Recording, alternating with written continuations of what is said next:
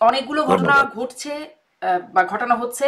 একে একে আসি শুরুতেই কদিন ধরে আলোচনার মধ্যে যে বিষয়টি আসছে যে আওয়ামী লীগের সাবেক মন্ত্রী সাবের হোসেন চৌধুরীর বাসায় ইউরোপীয় ইউনিয়নভুক্ত ৩টি দেশের রাষ্ট্রদূতরা গেছেন, সাক্ষাৎ করেছেন, বেশ বড় সময় ধরে বৈঠক করেছেন। মানে যেটি প্রশ্ন উঠছে যে আওয়ামী লীগের কার্যক্রম বাংলাদেশে এখন নিষিদ্ধ। এই নিষিদ্ধ ঘোষিত বা নিষিদ্ধ কার্যক্রম নিষিদ্ধ এমন একটি দলের সাবেক মন্ত্রীর সাথে বৈঠক, কি উদ্দেশ্যে তারা বৈঠক করতে আসলেন? মানে নর্ডিক কান্ট্রির রাষ্ট্রদূতরা কেন আসলেন? তাদের উদ্দেশ্য কি থাকতে পারে? সাবের হোসেন চৌধুরীর উদ্দেশ্যটা কি? এবং আওয়ামী লীগের মধ্যে কোনো উদ্দেশ্য বা এজেন্ডা আছে কিনা আপনার কতটা জানা আছে? আপনাকে ধন্যবাদ। দেখেন, আমি উত্তরটা যতটা সম্ভব কম স্পর্শকাতর ভাবে দেওয়ার চেষ্টা করব। আহ, বাংলাদেশ আওয়ামী লীগ বর্তমানে কোনো সন্দেহাতীত ভাবে সে একটা সংকটের ভিতর দিয়ে যাচ্ছে, এবং এমতাবস্থায় পরিচ্ছন্ন রাজনৈতিক ইমেজ যেটাকে বলা হয়, রাজনৈতিক ব্যক্তিত্ব বলতে যদি ধরাছোঁয়ার মাঝে কেউ থেকে থাকেন, একজন ভদ্রলোক যাকে নিয়ে সমাজে বিতর্ক নাই, দ্যাট ইজ জনাব Saber Hossain Chowdhury, without any doubt. এখন বাংলাদেশ আওয়ামী লীগের কার্যক্রম একটি নির্বাহী আদেশের মাধ্যমে স্থগিত করা হয়েছে, দলটি তো আর নিষিদ্ধ হয় নাই। এবং বাস্তবতা হচ্ছে যে ইউরোপিয়ান ইউনিয়ন, বিশেষত ইউরোপিয়ান ভুক্ত যে দেশগুলো, তারা গণতান্ত্রিক চর্চার উপরে যথেষ্ট গুরুত্ব দেয়। এবং অবশ্যই বিগত দিনগুলোতে আমরা গণতান্ত্রিক চর্চার যে মানদণ্ড সেখানে খুব ভালো করতে পারিনি বলেই তো আজকে এই অবস্থার সৃষ্টি হয়েছে। সেই জায়গা থেকে বাংলাদেশকে যদি আপনি গ্লোবাল পার্টনার হিসেবে ধরেন এবং বাংলাদেশের ভূ রাজনৈতিক গুরুত্বের জায়গাটা যদি সমুন্নত থাকে, তাহলে তারা এখন অ্যাসেস করছেন যে আগামী যে নির্বাচন নিয়ে বাংলাদেশের মানুষ উদ্গ্রীব অবস্থায় আছে, সেই নির্বাচন কতটা অংশগ্রহণমূলক, কতটা গ্রহণযোগ্য হবে। সেই জায়গা থেকে জনাব সাবের হোসেন চৌধুরী বিভিন্ন চড়াই উতরাইয়ের মধ্যে দিয়েও যেহেতু রাজনৈতিকভাবে নিজেকে একজন পরিচ্ছন্ন ব্যক্তি হিসেবে বাংলাদেশে প্রতিষ্ঠিত করতে পেরেছেন, তিনি শুধু আওয়ামী লীগের নেতা বলে আমি মনে করি না। আমি মনে করি একজন সজ্জন ভদ্র মানুষ হিসেবে তার মতামতের গুরুত্ব আছে বই কি। এবং এই যে তিনজন রাষ্ট্রদূতের যে আলাপটা হচ্ছে, আমি যতটুকু জানি, they are actually going through a process of assessment. অর্থাৎ বাংলাদেশের আগামী দিনের গণতান্ত্রিক যে অভিযাত্রা, সেই অভিযাত্রায় আওয়ামী লীগ কতটা প্রাসঙ্গিক আছে এবং কতটা প্রাসঙ্গিক আকারে প্রতিষ্ঠিত হতে পারে আবার নতুন করে, বা আত্মপ্রকাশ করতে পারে, সেই জায়গা থেকে কিন্তু জনাব সাহেব হোসেন চৌধুরী সাহেবের সাথে দীর্ঘ আলাপচারিতা হয়েছে। এবং নট অনলি দ্যাট, আমি আপনাকে এটাও বলতে চাই যে ওই তিন রাষ্ট্রদূত শুধু জনাব সাবির হোসেন চৌধুরী নয়, আরো অনেক আহ, প্রতিষ্ঠিত রাজনৈতিক ব্যক্তিদের সাথে তাদের মতো করে সাক্ষাৎ করছেন, কথা বলছেন, এই বোঝার প্রতিষ্ঠিত চেষ্টা করছেন। রাজনৈতিক ব্যক্তিরা কি আওয়ামী লীগের নাকি অন্য না, দলের? না, সেটা স্পেসিফিক্যালি আপনি যদি আমাকে জিজ্ঞেস করেন আমি বলতে পারি, বাট এটা বোধহয় ঠিক হবে না, কারণ আমাকে তো মানুষ ইন কনফিডেন্স তথ্যগুলো দেয়। তো আমি সূত্রটা বলতে চাচ্ছি না। আমি যেটা বলতে চাচ্ছি যে জনাব সাবের হোসেন চৌধুরী যদি একজন আউটস্ট্যান্ডিং পার্সোনালিটিতে রূপান্তরিত হয়েছিলেন আওয়ামী লীগে, সবাই খুব ভালো বলেন, এটাই বাস্তব, একদম সরল ভাষায় বলছি। তার থেকেও বড় কথা, আপনি জানেন যে ওই যে আইপিইউ এবং হুম। আপনার ওই যে উনি নির্বাচিত সভাপতি হুম হুম। ছিলেন ইন্টার ইন্টার পার্লামেন্টারি পার্লামেন্টারি ইউনিয়নের। ইউনিয়ন, হ্যাঁ। হ্যাঁ, so that is a very important thing. So obviously the ambassadors of these countries, they would come and pay a visit because his opinion has value. And moreover, so বাংলাদেশের ক্রাইসিসটা যখন খুব anarchy ঘিরে, তখন এই অ্যানার্কির মাঝে তো ভদ্রচিত উপদেশ, পরামর্শ, মতামতের একটা অন্যরকম মূল্য থাকবে, এটাই হচ্ছে। পাশাপাশি হ্যাঁ, বিএনপি, জামাত, আহ, এখনো জাতীয় পার্টি না, এমনকি এনসিপিরও কয়েকজনের সাথে এই রাষ্ট্রদূতরা বিভিন্নভাবে বৈঠক করছেন, আরো বৈঠক সামনে হবে। সো আবার আমাদের দলে এটা নিয়ে মিশ্র প্রতিক্রিয়া আছে। আচ্ছা, আমি হ্যাঁ, দলের প্রতিক্রিয়াটা নিয়ে একটু আসি। কিন্তু তার মানে বৈঠকের উদ্দেশ্য কি, মানে একটা অন্তর্ভুক্তিমূলক নির্বাচন, আওয়ামী অ্যাসেসমেন্ট, লীগকে কেমন করে অন্তর্ভুক্ত করা যায় একটা এরকম? একটা অ্যাসেসমেন্ট করা। কারণ দিনের শেষে তো, এখন এটা কি ভাষায় বলবো আপনাকে, মানে আমরা তো নাই। হুম। সো একটা অ্যাসেসমেন্ট করা যে আগামী ইলেকশনটাকে কিভাবে গ্রহণযোগ্য করা যায় সেই পথটা তারা অ্যাসেস করার চেষ্টা করছে। এখানে কোনো সিদ্ধান্ত হয়নি, কোনো সিদ্ধান্তের বিষয়ও আসলে নাই, এই এটা বোঝার অ্যাসেসমেন্টের চেষ্টা একটা করা। একটা পরিকল্পনা বা মানে ধারণার মধ্যে কি রিফাইন্ড আওয়ামী লীগের যে আলোচনাটা ছিল, যেটি নিয়ে একটা না সময় না না সেনাপ্রধানও না কথা না বলেছিলেন? শুনেন, না, এটা রিফাইন্ড আওয়ামী লীগের কোনো বিষয় আসলে নাই। কারণ কি, আপনাকে আমি রিয়েলিটিটা বলছি, একটা বাস্তবতাটা বলছি। আওয়ামী লীগের 99% কর্মী কোনো রিফাইন্ড বা না রিফাইন্ড এসব দিকে যাওয়ার কোনো বিষয় আসে না। তারা বঙ্গবন্ধুর আওয়ামী লীগেই বিশ্বাস করে। তারা তার কন্যা জননেত্রী শেখ হাসিনা, বাংলাদেশ আওয়ামী লীগের সভানেত্রী, তার এতেই বিশ্বাস করে। তো এখানে রিফাইন্ড আওয়ামী লীগের কোনো বিষয় আসলে নাই। এখানে যেটা যেটা হতে পারে যে বিভিন্ন পথ উদ্ঘাটন করা, যে বাংলাদেশের রাজনৈতিক ভারসাম্য আহ, বিরাজমান করার জন্য কিভাবে আহ, এই যে মুক্তিযুদ্ধের সপক্ষের বৃহৎ শক্তি, আসলে আমরাই তো পুরোধা শক্তি, আমরাই তো pioneers of the independence war, of the liberation struggle of Bangladesh. হ্যাঁ, বঙ্গবন্ধু শেখ মুজিবুর রহমানের নেতৃত্বে, এটা তো বই দলিল দস্তাবেজ তো খোঁজা লাগে না, এটা তো কমন সেন্স। সো এই দল কিভাবে প্রাসঙ্গিক থাকবে বা আদৌ থাকতে পারে কিনা, এই অ্যাসেসমেন্টটা চলছে। এখন সেখান থেকে রিফাইন্ড আওয়ামী লীগ চিন্তা করার কোনো সুযোগ আসলে নাই, প্রয়োজনও নাই। আর রিফাইনমেন্ট বলতে যেটা বোঝায় যে পরিশুদ্ধ হওয়ার যে ব্যাপার, হ্যাঁ, সেটা তো সময়ের একটা চাহিদা আছে। সেটা কি? সেটা হচ্ছে যে আজকে আওয়ামী লীগের যে সংকট বিরাজমান, যার জন্য কোটি কোটি আওয়ামী লীগের নেতা কর্মীরা বিপদগ্রস্ত বা বিপদের সম্মুখীন হয়ে আছেন, এর পিছনে, এর নেপথ্যে তো গুটি কয়েক বা বেশ কিছু লোকের তো একটা সরাসরি অংশগ্রহণ ছিল। এখন তাদেরকে যদি আপনি বাদ না দেন, মানে পরিশুদ্ধকরণের যে প্রক্রিয়া, তাতে করে তো আসলে সামনের দিকে চলা খুব কঠিন। কারণ আমাদের সবচেয়ে বড় যে ড্রব্যাকটা হয়ে গেছে, এটা শুধু আওয়ামী লীগ বলে বলছি না, আমি বাংলাদেশে যারাই রাজনীতি করেন তাদের সকলের জন্য বলতে চাই যে somehow somehow or the other 2014, 2014, 2018, 2018, and of course 2024, 2024 সালের এই যে বিশাল একটা young generation, they have been like, they claim or we don't want to accept, আসলে একসেপ্ট না করে তো পাই নাই, যে they were out of the electoral process. হ্যাঁ, in as far as the participation is concern, এটার তো কোনো স্ট্যাটিস্টিক্স নেওয়া হয় নাই, এটা তো কোনো পরিসংখ্যান করা হয় নাই। It's a huge number. এখন আপনি ভুল ত্রুটি চলার পথে হয়, আপনি যদি একান্ত এই ভুল ত্রুটিকে সঠিক না করেন বা একটু যদি আলাপ না করেন যে হ্যাঁ দিস ওয়াজ রং, এটা আমাদের করতে হবে, তাছাড়া তো মানে এখন যে অ্যাসেসমেন্ট হচ্ছে, আমি একদম আপনাকে এভাবে বলতেছি, it's an assessment from the diplomatic core. হ্যাঁ, আপনি বাইরেই থেকে যাবেন, তো সমস্যা। মানে আমাদেরকে কোনো একটা জায়গায় আসতে হবে যেখানে আমাদেরকে প্লেজ করতে হবে যে we will do something better. এটা হচ্ছে আহ, বর্তমান পরিস্থিতি। মানে আহ, মানে তারা আসলে অ্যাসেস করতে আসছেন যে তাদেরকে মানে আওয়ামী লীগকে কিভাবে ইনক্লুড করা যায় বা আওয়ামী লীগ এই প্রক্রিয়ার মধ্যে ইয়েস থাকতে ইয়েস, পারে কিনা।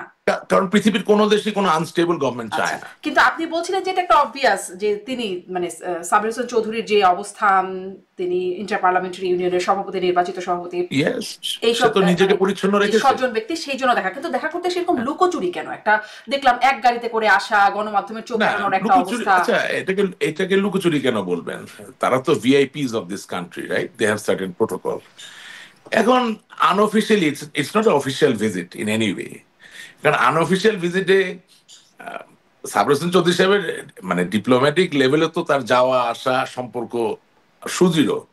এখন তার সাথে দেখা করতে আসবে তার পরিবারের বাসায়, যদি 3টা পতাকালা গাড়ি পুলিশের এসকর্ট নিয়ে, তা তো ভাই, এটা তো মানে বিউগল বাজায় মানুষকে জানানোর মতো হইলো যে যাচ্ছি আমরা আলাপ করতে। তো ব্যাপারটা তো অনানুষ্ঠানিক আলাপ।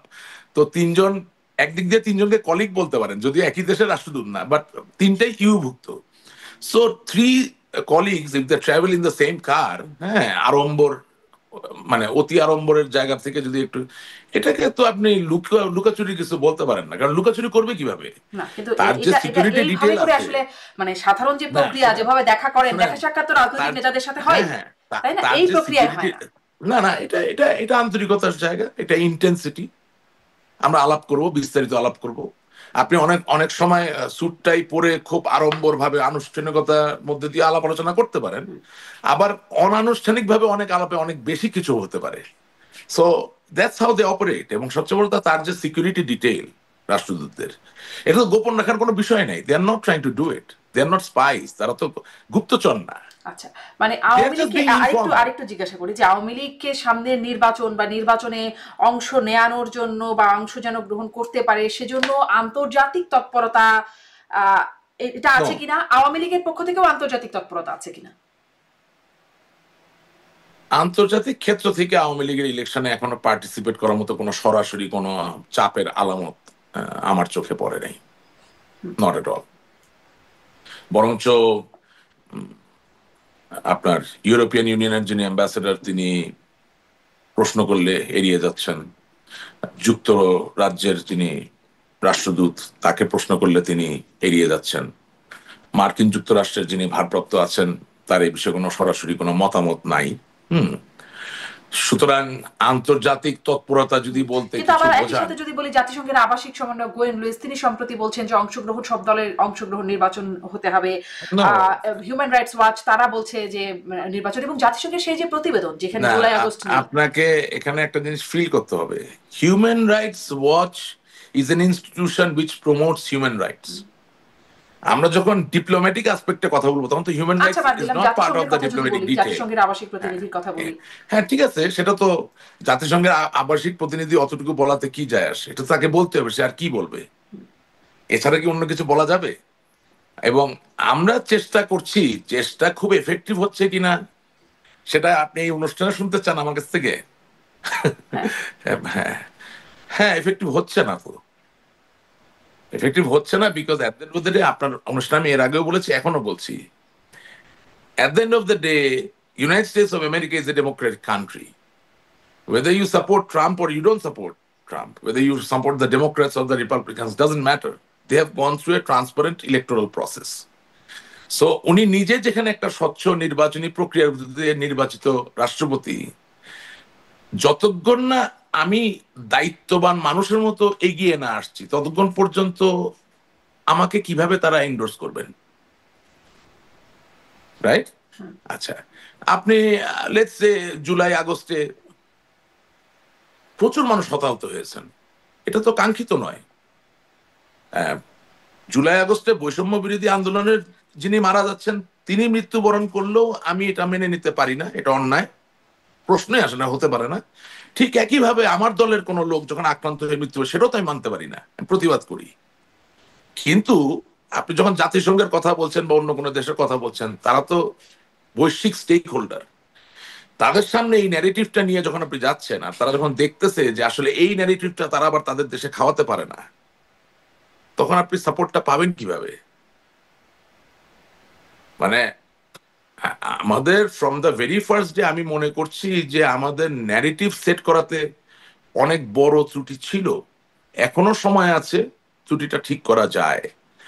আর ব্যক্তিগতভাবে আপনাকে বলতে চাই, আওয়ামী লীগের একজন কর্মী বা শুভাকাঙ্ক্ষী হিসেবে বলতে চাই, আমি আমি তো মনে করি যে যেই আশ্বাস বা বিশ্বাসের উপর নির্ভর করে বৈষম্য বিরোধী আন্দোলন হয়েছে এবং 5ই আগস্টে আমরা বিতাড়িত হয়েছি বা আম, চলে আসতে বাধ্য হয়েছি, হ্যাঁ, সেই 5ই আগস্টের যে সংকল্প বা যে প্রতিশ্রুতি দিয়ে মানুষের সামনে এই ঘটনাটা ঘটেছে, সেটা সত্যিকার বাস্তবায়ন হয় কিনা সেটা দেখার জন্য আওয়ামী লীগের উচিত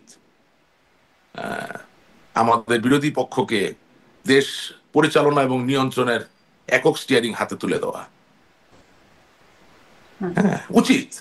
কারণ তাহলে মানুষে বুঝবে যে ভারসাম্যটা কত বেশি প্রয়োজন। দেখেন, রাজনীতিতে ক্ষমতায় যাওয়া সবসময় গুরুত্বপূর্ণ নয়। আপনি মানুষের কাজ করবেন, দেশের কাজ করবেন, মানুষের অধিকারের কথা বলবেন, এটাই বড় ব্যাপার। দিস ইজ রাজনীতি। শিওর, উন্নয়ন করতে গেলে ক্ষমতায় যাওয়া লাগে, কিন্তু বিবেকের উন্নয়ন, মানুষের চিন্তা ভাবনার উন্নয়ন, মানুষের আহ ভালো বা মন্দের মাঝে যে একটা ব্যবধান, ভালোর উন্মেষ ঘটানো, এর জন্য তো আর উন্নয়ন করা লাগে না। এর জন্য সেটা সঠিক সেটা বলতে হয়। তো এখন আপনার টকশোতে আমি আসি একটা মাত্র কারণ, আমি 10 জায়গায় যেতে পছন্দ করি না, because what I want to say it should remain in one place, so that খুঁজলে পাওয়া যায় কি বলছি। আমাদের কথাটা খুব সহজ। আমরা বলতেছি যে আওয়ামী লীগ ক্ষমতায় ছিল, এখন ক্ষমতা নাই, কিন্তু বাংলাদেশের মানুষের ভবিষ্যৎ ভালোর জন্য আওয়ামী লীগের মতো একটি বৃহৎ দল অবশ্যম্ভাবীভাবে প্রাসঙ্গিক। জি, কিন্তু এবং আপনি তারে আপনি বলছিলেন যে নির্বাচন আমেরিকা থেকে এই বিষয়টা খাওয়াতে পারে না, মানে আপনাদের যে সম্প্রতি না অবদান পারে না, খুব খাওয়াতে পারে না, ডিফিকাল্ট। কিন্তু আপনারা না কেন আন্তর্জাতিক মহলে এটা খাওয়াতে পারছেন না? যে আমি আসলে এই প্রশ্নটা করছিলাম যে না আপনি তো আমি আমি পারবেন না। যেমন যেমন বর্তমান বিশ্লেষকদের সাথে কথা বলি যারা প্রচন্ড আওয়ামী বিরোধী গণ অভ্যুত্থানের সময় এবং তার আগে থেকে আওয়ামী বিরোধিতা একদম সক্রিয় ভূমিকা পালন করেছে, যেমন ধরেন ডাক্তার জাহেদ, তিনি বলছিলেন যে আওয়ামী লীগ ভোট হলে সেকেন্ড লার্জেস্ট ভোট পাবে। শিওর, এরকম আরো অফ আরো কোর্স। যারা বিশ্লেষণ করছেন তারা এরকমটা বলছেন। তো যদি তাই হয় যে সেকেন্ড লার্জেস্ট ভোট যদি আওয়ামী লীগ পেয়ে থাকে, তাহলে মানে প্রধান বিরোধী দল হওয়ার জন্য তো যেই জায়গা সেটি যদি আওয়ামী লীগ থাকে, তাহলে সেই অবস্থানে থাকা একটা দল কিভাবে নির্বাচনের বাইরে থেকে নির্বাচন হয় এবং সেটা কিভাবে গণতান্ত্রিক হয়, এটা আপনারা খাওয়াতে না পারছেন না না কেন? আমরা তো কখনোই, আমি তো কখনো বলছি না যে আমাদেরকে নির্বাচনের বাইরে রাখা যাবে। না না, কিন্তু আপনি বলছেন খাওয়াতে পারে না, তো আপনারা না কেন খাওয়াতে না পারছেন না এটি, না আমি এই আসছি। আমি ন্যারেটিভটা? বলতে চাচ্ছি যে যাদের হাতের ক্ষমতা তারা যদি গায়ের জোর দিয়ে আওয়ামী লীগকে বাইরে রাখে, আওয়ামী লীগেরও উচিত বলা যে ওকে, করো তুমি নির্বাচন, আমি দেখতে চাই তুমি কত ভালো দেশ চালাও, I want to see. Because আমরা যে ভুলটা করছি একই ভুল তো হতে যাচ্ছে। আপনি মনে করেন বঙ্গবন্ধুর কন্যা জননেত্রী শেখ হাসিনা যদি শক্তিশালী একটা বিরোধী দল থাকতো আওয়ামী লীগের অপোজিশনে, আজকে এই পরিস্থিতি কি তৈরি হতো? আপনি যেই দোষেই আমাদেরকে দায়ী করেন, যদি সত্যিকার অর্থে একটা এফেক্টিভ বিরোধী দল আমাদের থাকতো আমাদের দেশে, যে রোল প্লে করতে পারতো, তাহলে আপনি মনে করেন যে সেলিব্রিটি ক্রাইম যেগুলো হয়েছে এগুলা একের পর এক হতে পারতো? আপনি কি মনে করেন না যে একটা এফেক্টিভ বিরোধী দল থাকলে শেখ হাসিনার জন্য দেশ পরিচালনা আরো সহজতর হতো? আপনি কি মনে করেন না যে একটা ভালো বিরোধী দল থাকলে আজকে আওয়ামী লীগ যদি ক্ষমতায় লেগছে নির্বাচনের আহ, প্রতিযোগিতায় আওয়ামী লীগ কখনো বিরোধী দলে গেল, তাতে কি হতো? আবার আওয়ামী লীগ ক্ষমতায় আসতো। একটা process, it would been like a cycle, right? কিন্তু আমরা যে ভুল করে ফেলছি যে we did not have a vibrant effective opposition party. আজকে বিএনপি জামাত, অফকোর্স এই সরকার যেটা অন্তর্বর্তীকালীন সরকার এখন আছে, এবং এনসিপি, তারা তো ওই পথই হাঁটছে। তারা একটা ইলেকশন করবে যেখানে আওয়ামী লীগের মতো একটা বৃহৎ দল নাই। তাহলে আপনি বিভাজনটা চিন্তা করতে হবে যে একেবারে বাংলাদেশের গ্রাম থেকে শহর পর্যন্ত বৃহৎ একটা অংশ ইলেকটোরাল প্রসেস থেকে বাইরে। আপনি কিন্তু ভালো একটা দেশ বিরোধী দল তো চালাবেন থাকবে, কিভাবে? আওয়ামী লীগের যেমন ছিল না জাতীয় পার্টি গৃহপালিত আপনি বিরোধী দল আপনি ছিল, তো এখানে তো ইলেকটোরাল একটা জামাত প্রসেস, ইসলাম আছে। শুনেন, আপনি তো ইলেকটোরাল প্রসেসের মধ্যে দিয়ে একটা ডিক্টেটর বানানোর পথে আছেন। ডিক্টেটর বিভিন্ন ভাবে হয়। Benito মুসলিনি, he was A fascist, he was A dictator. But আপনি একটা ইলেকশনের মধ্যে দিয়ে একটা নতুন ডিক্টেটর বানানোর পথে আগে মানে যাচ্ছেন। আপনারা কি এই অবস্থায় যে আমরা যে ভুল করেছি তোমরা সেই ভুল করো না? আমি 100% কেন কেন বলবো না এটা? আমি অফকোর্স আমরা ভুল করেছি। জাতীয় পার্টি একটা বিরোধী দল নাকি? জাতীয় পার্টি বাই এনি স্ট্যান্ডার্ড বিরোধী দল? না এই না। এই জি এম কাদের সাহেবের যে রোল, যে ভূমিকা বিভিন্ন সময়, হ্যাঁ, এখন তার বলতে অসুবিধা, এখন তো নাই ভাই। হ্যাঁ, আমি তো সবসময় বলি যে ভয়ে কথা বলতে পারি নাই। এখন তো আমার কেউ কিছু করতে পারছে না, আমার ভয় পাবো না। এই যে তিরিং বিরিং যে উনি করতো, এই লোকটারে দিয়া কি কোনো বিরোধী দল হয় আসলে? শোনেন, মাঝে মাঝে মাঝে মাঝে প্রয়োজন হইলেও কাউকে সামনে রাখতে হয় যে আপনাকে গালিগালাজ করবে, নিজেকে ঠিক রাখার জন্য।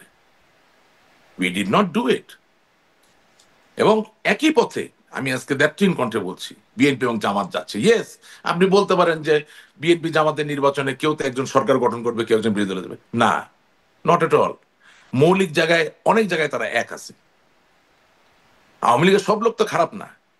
আপনি সব একযোগে যদি আওয়ামী লীগকে বাদ দিয়ে চলতে চান, এটা কি হবে? Is it possible? সেটি আর হবে তার কিনা থেকে বড় সেটি কথা কি, একটা প্রশ্ন। আহ, আমি একটা একটু জিনিস এই একটু প্রশ্নটা বলি। একটু শেষ করতে চাই আপনার কাছে। আপনি যে কথাটা বলছেন জি যে এখন তো আর কোনো ভয় নাই, এখন তো বলতেই পারে যে যেটি জাতীয় পার্টির জিএম কাদের তিরিং বিরিং কথাটা আপনি বলছিলেন, তো হ্যাঁ, কিন্তু তিরিং বিরিং। কিন্তু আমার প্রশ্ন হচ্ছে এখন কিসের এখন ভয় নাই? কি ভয়টা তখন ছিল আপনাদের? মানে আপনারা তো আওয়ামী লীগই করতেন, আপনাদের কি ভয় ছিল? না রে ভাই, আমি 15 বছর আওয়ামী লীগ করতাম, এখনো করি, সারা জীবন করবো, কিন্তু আমি আক্রান্ত ছিলাম, অনেক কিছু বাইরে বলতে পারি নাই। এগুলা খুব মানে আশ্চর্য রকম সব ঘটনা, এগুলা বাইরে বলা যাবে না, এগুলা লজ্জার বিষয়। আওয়ামী লীগের নেতারাই আওয়ামী লীগের নেতাদেরকে আক্রান্ত করছেন বিভিন্ন ভাবে, অসম্মানিত করছেন। মানে আমাকে তো আর ফিজিক্যালি কিছু করতে পারে না, বিভিন্ন জায়গায় বিড়ম্বনা বিব্রত করছে। হ্যাঁ, বিকজ আমার বাবার ছায়া আমার উপরে ছিল।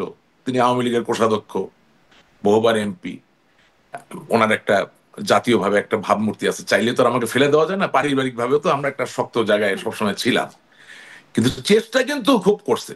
এবং আমার দলের জাতীয় নেতা তারাই আজান দিয়ে আমার পিছনে লাগছিল, কিন্তু আওয়ার লাভ টুয়ার্ডস বঙ্গবন্ধু এবং মানে আমার কেন থেকে লয়্যালটি আপনার টুয়ার্ডস পিছনে শেখ লাগলো হাসিনা। এটাও একটু ছোট্ট করে শুনি, যদিও এটা ব্যক্তিগত একটা না, জায়গায় আলাপ এটা চালিয়ে এটা তারপরে। এটা এটা হচ্ছে কি, শুনেন আপনাকে বলি, আমাদের কিছু গণমাধ্যম, কিছু থিঙ্ক ট্যাঙ্ক, কিছু রাজনৈতিক নেতারা মিলে একটা প্রেসক্রিপশনে আসলো যে বাংলাদেশে আর কোনো জাতীয় নেতা রাখা যাবে না।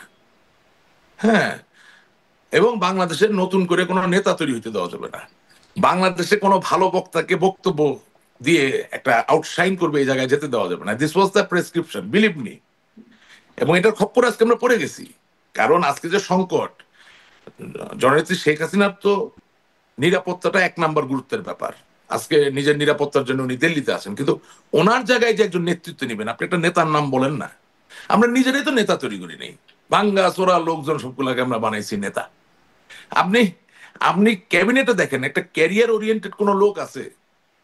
মানে ক্যারিয়ার ওরিয়েন্টেড বলতে বুঝাচ্ছি, যারা তাদের মন্ত্রী হওয়ার আগে বা রাজনীতি করার আগেই সমাধান কিভাবে দিতে হয়, সমাধান যাত্রা যারে বলে, সেই সমাধান যাত্রার মধ্যে দিয়ে স্বনামধন্য হয়েছেন, পরিচিত হয়েছেন বাংলাদেশের মানুষের কাছে, সেটা কি আছে? আপনি এন্টায়ার ক্যাবিনেট থেকে 5টা লোকের নাম বলেন না। জি, যে কিন্তু ওই যে জাতীয় নেতা তৈরি হতে দেওয়া হবে না, ভালো বক্তা, কিন্তু নেতা যে হবেন আপনাকে তো ভোটে জিতে আসতে হবে, মানে সেইখানে তো আপনাকে না, প্রমাণ করে আসতে হবে, তাই না? ভোটের রাজনীতি আসছে ওই জায়গায়, হ্যাঁ নিশ্চয়ই। ভোট যদি সঠিক হয় তাহলে তো আপনাকে জিতে আসতে হবে, আর ভোট যদি সঠিক না হয় তাহলেও আপনাকে জিতে আসতে হবে, কিন্তু আপনি কিভাবে জিতে আসবেন সেটা আপনার নীতি নৈতিকতায় পড়ে কিনা, এটা একটা প্রশ্ন থাকে। আর তার থেকে বড় কথা, মৌলানা আব্দুল হামিদ খান ভাসানী জীবনে কয়টা সরাসরি নির্বাচন করছেন? কিন্তু ওনার নাম বাদ দিয়ে কি আপনি বাঙালির রাজনীতির ইতিহাস লিখতে পারবেন? রাজনৈতিক নেতা, রাজনৈতিক আদর্শ, রাজনৈতিক বিবেক, রাজনৈতিক সত্তা, এর সাথে আপনি মেম্বার, চেয়ারম্যান, এমপি হইলেন কিনা কোনো সম্পর্ক নাই। আপনি ভারতের উদাহরণ যদি নেন, প্রণব মুখার্জি প্রয়াত ভারতের রাষ্ট্রপতি, উনি জীবনে কয়টা সরাসরি নির্বাচনে জয়ী হয়েছেন? বাট আপনি ভারতের প্রগতিশীল রাজনীতির যে ইতিহাস, সেটা কি তার নাম ছাড়া লিখতে পারবেন? আপনি ধরেন আমার মুরব্বী জনাব আমির হোসেন আমুর সাহেব, উনি তো এখন জেলে আছেন। আমি দোয়া করি যাতে ওনার ওনার শরীরও খারাপ, ওনার যাতে চিকিৎসা ঠিক মতো হয়, হ্যাঁ, এবং উনি যাতে ভালো থাকতে পারেন। আমি তার উদাহরণটা কেন টানছি, কারণ আওয়ামী লীগের ভিতরে লোকে বিশ্বাস করে যে he is a political genius. আপনি, মানে আমি তো শৈশব থেকে এই দলের কাছাকাছি সব সময়, আমি ওনার ইস্কাটনের বাসা যাইতাম, উনি সামনে একটা ধরেন পলিটিক্যাল ন্যারেটিভ দিত, এটা মন্ত্রমুগ্ধের মতো আমি শুনতাম, মানে একটার পর একটা, একটার পর একটা হিসাব মিলতেছে, ওকে। তো উনি সরাসরি নির্বাচন কয়টা জিতছে? সবকিছুকে নির্বাচনে আপনি সীমাবদ্ধ করবেন না, নির্বাচন দিয়ে আদর্শ তৈরি হয় না। যদি নির্বাচন দিয়ে আদর্শ তৈরি হইতো তাহলে খ্রিস্টীয় ধর্ম, ইসলাম ধর্ম, বুদ্ধ ধর্ম, কোন ধর্ম আর তার জায়গা করতে পারতো না, তো ভোটে নামতোই তো আগে। No, that's not how it happens. Sure, election is very important, but leadership does not necessarily involve direct electoral process. It can develop in other ways. আজকে দেখেন, জি, জি, স্পষ্ট, আপনি মানে যে সেই ডক্টর জাহিদের লিডারশিপটা কথা, আমাদের না মানে আপনি যে আওয়ামী লীগ ডক্টর ক্ষমতা জাহিদের কথা থাকাকালীন সময় বললেন, সেই লিডারশিপটা তৈরি হতে আপনি দেওয়া হয়নি। আপনি তো ডক্টর জাহিদের কথা বললেন, হ্যাঁ, ওনার সাথে অনেক টক শো করেছি। ওনাকে কি আপনি নেতা মনে করেন বা পলিটিশিয়ান মনে করেন? উনি তো আসলে পলিটিশিয়ান হিসেবে পরিচিত না, রাজনৈতিক বিশ্লেষক হিসেবে উনি কি, পরিচিত। হ্যাঁ, রাজনৈতিক বিশ্লেষক, বাট উনি তো একটা রাজনৈতিক দলের সদস্য, রাইট? মাহমুদুর রহমান মান্না সাহেবকে কি আপনি পলিটিশিয়ান মনে করেন, লিডার মনে করেন? নিশ্চয়ই। উনি কতগুলো নির্বাচন জিতেছেন। So that's the point. Point হচ্ছে সঠিক সময় সঠিক কথা বলতে পারছেন কিনা, এবং সাহস নিয়ে যেটা বলা উচিত সেটা বলতে পারছেন কিনা, সেই জায়গা থেকে তো নেতৃত্বের জায়গাটা তৈরি হয়। এখন আমি বারবার আপনাকে বলতে চাচ্ছি, আবারও বলি, এটাকে ডাইলিউট করার কোনো সুযোগ নাই। ডেমোক্রেটিক এন্ডেভারে আমরা ভুল করছি, তো সাহস নিয়ে সেই পয়েন্ট দ্যাট। সময়টাই আপনারা বলতে পারেন নাই, কারণ আপনি বলছিলেন দলের মধ্যে না অনেক না, আমি তো অনেক এমনি ঝামেলা ছিল। আক্রান্ত ভাই, নিজে এখন যে বলতে শুনেন, পারছেন এই বলে কি দলের লাভ হচ্ছে না ক্ষতি হচ্ছে? শুনেন, আমি এখন তো লাভের জন্যই কথাটা বলছি, কারণ বাংলাদেশের মানুষ তো বুঝতেছে যে একটা ভ্যাকিউম তৈরি হয়ে গেছে। আওয়ামী লীগের মতো একটা দলকে যদি আপনি বাদ দেন, তাহলে আবার নতুন করে স্বেচ্ছাচারিতা দেখা দিবে। আপনি ওই ভ্যাকিউমটা সুযোগ নিতে হবে না? আর ধরেন, আহ, যদি আমি কোনো কথা ভুল বলে থাকি আপনার অনুষ্ঠানে, আমি আহ্বান জানাচ্ছি আওয়ামী লীগেরই আমার মতো অন্য কোনো সমর্থক বা নেতা, ওনারা সেটা রেফিউট করতে পারেন যে আমি এই জায়গায় ভুল বলেছি, but I know what I am talking about, because it is high time. আমাকে তো দেশে ফিরতে হবে, মানুষের জন্য ফিরতে হবে। আপনার সাথে প্রথম 5ই আগস্টের পরে যে টক শো করেছি, সেদিন আমি যা বলেছিলাম এখনো আমি আপনাকে তাই বলছি। আপনি শুনেন, একবার শুধু চিন্তা করেন এটা কত মারাত্মক ব্যাপার। আওয়ামী লীগের সভানেত্রী শেখ হাসিনা, ওনার অডিও ক্লিপ ফাঁস হচ্ছে কোন সময়টা, যখন তিনি প্রধানমন্ত্রী, তাই না? কে রেকর্ড করলো ওনার কথা? বাইডেন? কে রেকর্ড করছে ওনার কথা? Xi Jinping? পুতিন? ওনার কথা তো রেকর্ড করেছে ওনার লোকই।